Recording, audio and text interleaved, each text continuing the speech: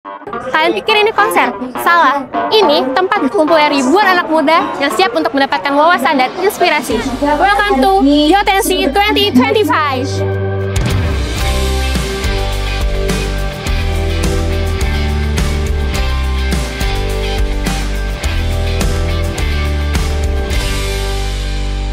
Jadi, ini dia Young on Top National Conference atau Yorensi 2025. Sebuah event tahunan yang dari tahun ke tahun berhasil ngumpulin ribuan anak muda paling keren dari seluruh Indonesia. Yang datang bukan cuma buat nonton, tapi juga belajar, terinspirasi, dan saling connect. Tahun ini tuh seru banget karena Astra kembali mendukung berlangsungnya Yorensi ke-15. Dan bukan cuma support aja, tapi juga ikut memberikan inspirasi positif ke kita semua anak muda Indonesia. Di sini ada salah satu booth yang punya activity yang seru, tentunya boothnya Astra guys. Di sini kita bisa main game interaktif di digital board game dan dapat kesempatan untuk memenangkan hadiah berupa Astra Pay mulai dari 100 ribuan, pouch, card holder, dan masih banyak lagi. Aku juga ikutan sosmed challenge mereka. Tinggal upload story kalian yang paling kreatif dan bisa memenangkan Astra Pay 200 ribu. Worth it banget kan buat kalian yang suka bikin konten. Kalian pasti juga ada ikutan kan? Selain booth keren ini, Astra juga hadir di sesi talk show inspiratif. Yuk, ikutin aku guys! Tahun ini, Astra kembali hadir dengan sesi khusus yang mengangkat tema Purpose in Action, Making Change Where It Matters, yang diisi oleh Ariel Tatum, seorang aktor dan Board of Advisors menjadi manusia. Brisco Jordi, penerima apresiasi Satu Indonesia Awards tahun 2022, dan Mas Yuda Prasetya, Head of Brand Communications Astra. Kak Ariel Tatum sharing terkait pentingnya kesehatan mental, tentang journaling, refleksi, dan berani bikin batasan.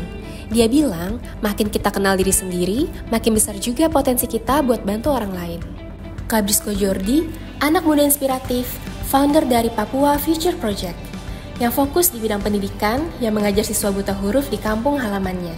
Setelah menjadi penerima apresiasi Satu Indonesia Awards 2022, Kak Jordi berhasil memperluas jangkauan dari 6 kampung menjadi 18 kampung, mendapatkan pendampingan organisasi untuk menjadikan programnya sebagai NGO yang resmi dan legal, yang membuka banyak kesempatan kolaborasi dengan berbagai mitra strategis. Ini bukan hanya soal bertambahnya angka atau wilayah, tapi juga tentang harapan yang makin besar dan struktur gerakan yang makin kokoh untuk jangka panjang.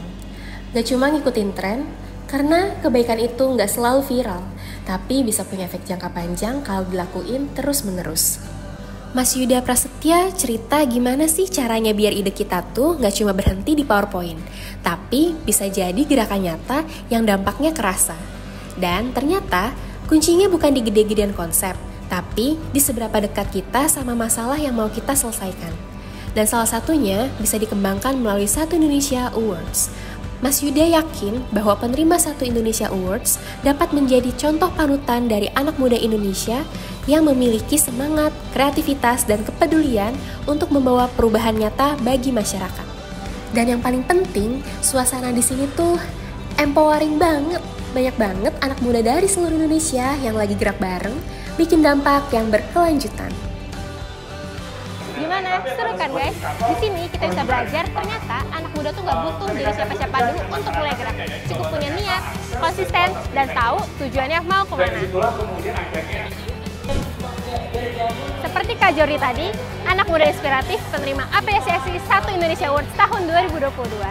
Nah, kalau kamu juga punya program di bidang kesehatan, pendidikan, teknologi, dan kewirausahaan, kamu juga bisa daftar dan jadi bagian di Satu Indonesia Awards tahun ini yang pendaftarannya masih buka hingga 28 Juli 2025 di astra.co.id.